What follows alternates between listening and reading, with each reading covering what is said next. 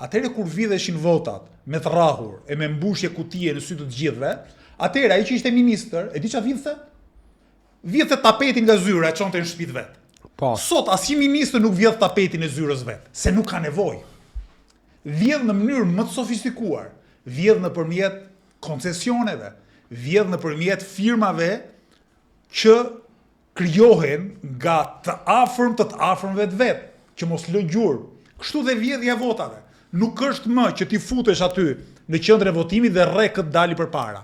Jo, ka mënyra tjera. Është ta kërcënosh qytetarin, është ta mbash lidhur mbas bukës gojës, mbas ndihmës ekonomike, është ta shantazhosh me biznesin e tij të vogël.